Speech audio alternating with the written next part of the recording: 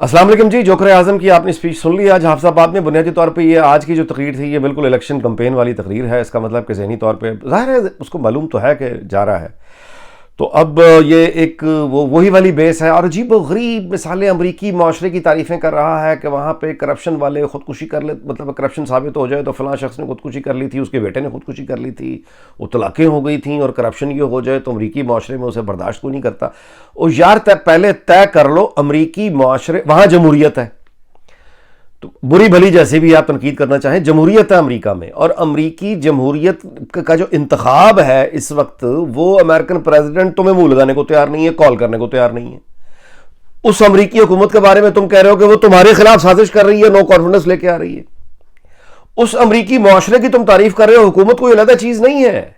जब आप फॉरनर बन के, यानी उनके इंटरनल डायनेमिक्स तो एक अमेरिकन बैठ के देखेगा ना, तो वो हम उससे सुन लेंगे जो अमरीकी होगा एनालिस्ट। तुम एक ऑफिशियल पोजीशन पे हो, अमेरिका की बात करोगे तो हाउ कैन यू सोसाइटी की तारीफ कर रहे हो और साथ ही ये भी कह रहे हो कि उसकी हुकूमत जो है वो ड्रोन हमले करती है। और पुराने अमेरिकी सदर ट्रंप क्या बात सुना रहा है।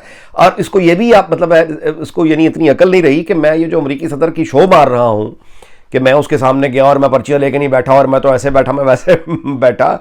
वो अमेरिकी सदर अब जा चुका है, अब वहां नया अमेरिकी सदर हो गया, उसको 1 साल से ज्यादा हो गया है, 1 साल 2 महीने 3 महीने हो गए हैं। उसने तुम्हें कॉल नहीं किया, जिसका तुम खुद भी शिकवा कर चुके हो। यानी उसके बाद फिर यानी ये कहता है कि वो मेरी खराब। अच्छा, यूरोपीय यूनियन को अब ये बेसिकली वहां पे आप सुइयां चुभो रहे हैं जहां से प्रॉब्लम है, मतलब पहले ही वो प्रॉब्लम एक एज अ स्टेट हम है, लेकिन इस वक्त उनको सुइयां चुभोना कोई तुक नहीं है। ये है कि आ बैल मुझे मार, आ बैल मुझे मार, ठीक है ना, तो बैल आ जाएगा, मार देगा, बैल का तो कुछ नहीं जाना। ये सिस्टमैटिकली पाकिस्तान को डिप्लोमेटिक आइसोलेशन में, इकोनॉमी का बेड़ा गर्क करके तबाही करके जाना चाहता है ताकि आने वाला जो है वो एक अजाब में रहे। अच्छा, आलू और टमाटर की कीमतें का पता करने में नहीं आया था। ये जिस तरह से वो एक फिक्रा मंसूब हो गया ना 1789 वाला फ्रेंच रेवोल्यूशन, के लोगों के पास अगर रोटी नहीं है तो केक खा लें। या परवेज़ मुशर्रफ ने बाद में ये कहा था कि टमाटर अगर महंगे हो गए तो लोगों को चाहिए कि टमाटर डालना छोड़ दें, क्या फ़र्क पड़ता है इससे। ये तीसरा आदमी है, ये आज जो फिक्रा कह गया, ये फिक्रा इलेक्शन कैंपेन में इसका पीछा करेगा। और ये अपोजिशन, यानी इस वक्त जो अपोजिशन की जमातें हैं आइंदा हुकूमत वाली, वो इस फिक्रे को लेके, ये इनकी टैग लाइन होगी कि मैं यहाँ आलू और टमाटर की कीमतें देखना ये मेरा मसला ही नहीं है। यानी ऐसी की तैसी आलू और वो, मैं तो असल में देखना कि वो शौरी तौर पर ये अल्लाह जाने किस दुनिया में रहता है बंदा।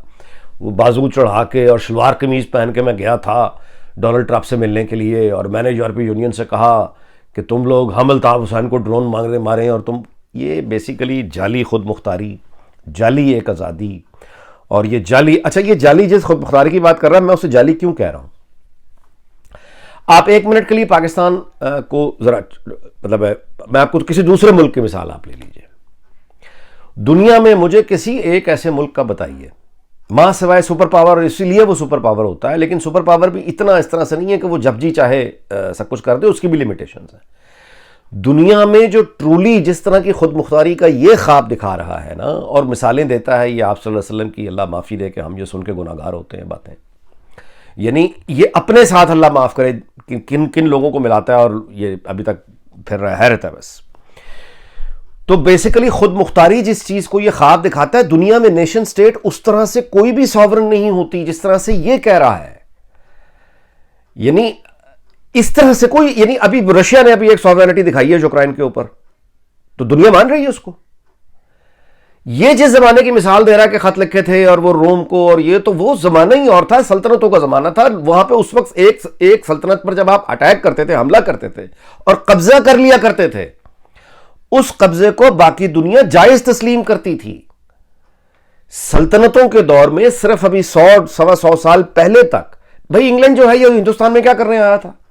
आपके ख्याल में कि हिंदुस्तान के लोगों ने बुलाया था कि आ जाए मेहरबानी करें? किस तरह से कब्जे होते थे? अफ्रीका में किस तरह कॉलोनीज बनी थी? तो जो कॉलोनीज बनी थी, उन कॉलोनीज को जायज माना जाता था ना, उसको बाकी दुनिया जायज तस्वुर करती थी। यानी मुगलिया सल्तनत हो या कोई तगलक हो या अब्दाली हो या कोई गौरी हो, आपके ख्याल में क्या इन लोगों को बुलाया गया था? ये आते थे, कब्जा करते थे, और उनके कब्जे को जब वो कब्जा करके अपना मुकम्मल कर लिया करते थे, बाकी किसी को घुसने नहीं दिया करते थे, तो उस सल्तनत को बाकी सारी दुनिया जायज तस्वुर कर लिया करती थी। ये उस जमाने की बातें करके आज पर अप्लाई कर रहा है कि मैं खुद मुख्तार हूं। खुद मुख्तार उस तरह से दुनिया में कोई मुल्क नहीं होता। आप डिपेंडेंट हैं, आपकी इकोनॉमी डिपेंडेंट है, आप इंटरनेशनल ग्लोबल ट्रेड से वाबस्ता हैं। ग्लोबल एक इकोनॉमी है, उस इकोनॉमी के साथ आपकी बैंकिंग चलती है, एलसीज खुलती हैं, इंपोर्ट एक्सपोर्ट होता है, ट्रेड होता है। ये पेट्रोल, ये तेल आता है जो पंपों से आप अपनी गाड़ी मोटरसाइकिल में डालते हैं।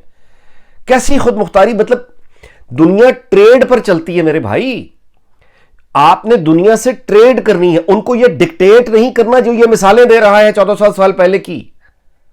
यानी उस सल्तनत, यानी उस जमाने की मिसाल आज पर अप्लाई कर रहा है और कह रहा है कि यूरोपीय यूनियन, यानी तुम क्या चाहते हो, हमला कर दे यूरोपीय यूनियन पे पाकिस्तान?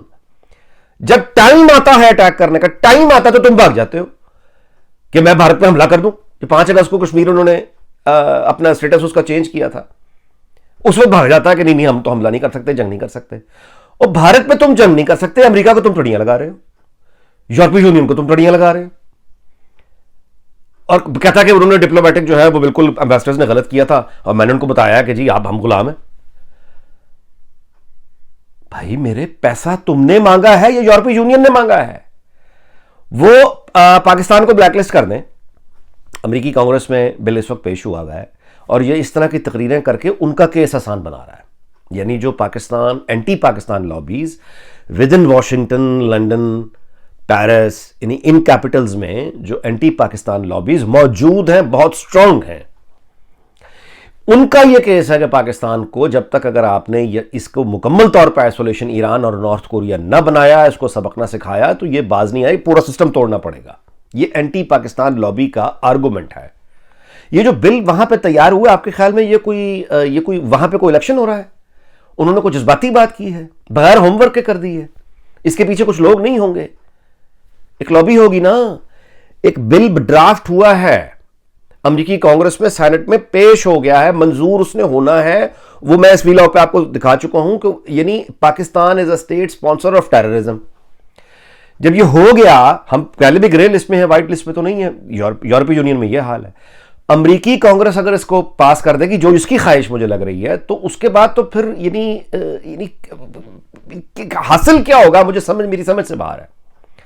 आप बैंक जाएंगे, आपके अकाउंट में पैसे, यानी आपके लॉकर होंगे, मिसाल के तौर पे आपने सोना रखा है, जेवर रखा है, कुछ रखा है बैंक लॉकर्स में, लॉकर जब्त हो जाएंगे। अगर हुकूमत को यहां तक प्रॉब्लम आ गई, वो तो अभी भी कह रहे हैं घरों से सोना निकाल के इनको दे दें। यानी फिर ये होगा, यानी किस तरह की आफत आएगी, कैश पे काम चला जाएगा सारा। फिर कौन सी एक्सपोर्ट और कहां की एक्सपोर्ट? फिर जो फैक्ट्रियां बंद होंगी, जो 2-4 चल रही हैं, उससे जुड़े हुए लोग, ऊपर से तालिबान का आता हुआ, यानी वो जो मगरिब से उठ रहा है काला बादल, वो मतलब मेरी समझ से बाहर है कि ये खान साहब जो हैं ये जाते हुए बस वही है कि हम तो डूबे हैं सनम, तुमको भी ले डूबेंगे। मगरिब से यार तुमने क्या सीखा मेरे भाई? यानी मगरिब से इसने क्या सीखा है? कह रहा है कि वहां पैसों का, यहां नो कॉन्फिडेंस नहीं आती।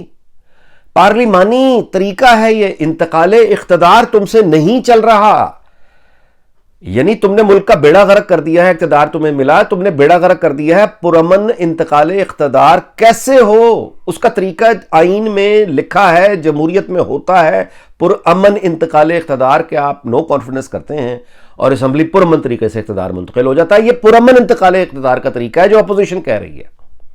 ये बंदूकें लेकर और टैंकें लेकर अभी जो काबुल में जिस तरह से हुआ है, वो पुरअमन इंतकाल इख्तिदार नहीं है।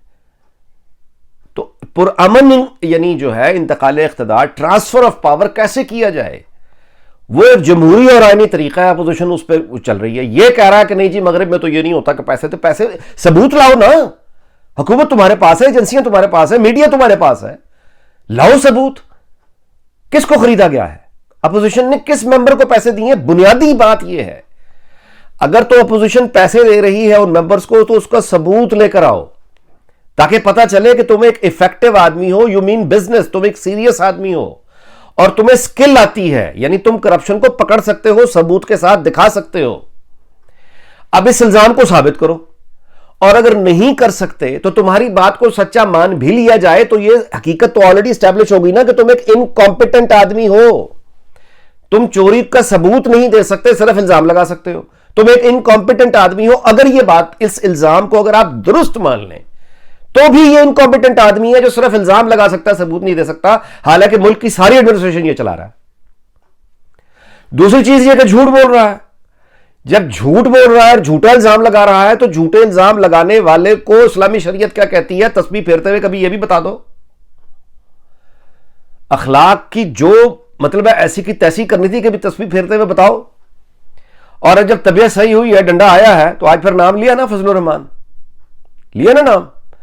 और जब अगलों ने बिलावल भुट्टो ने खातून अव्वल की बात कर दी है, तो आज आपने कोई अखलाक से गिरी हुई कोई उस तरह का कोई ताना सुना?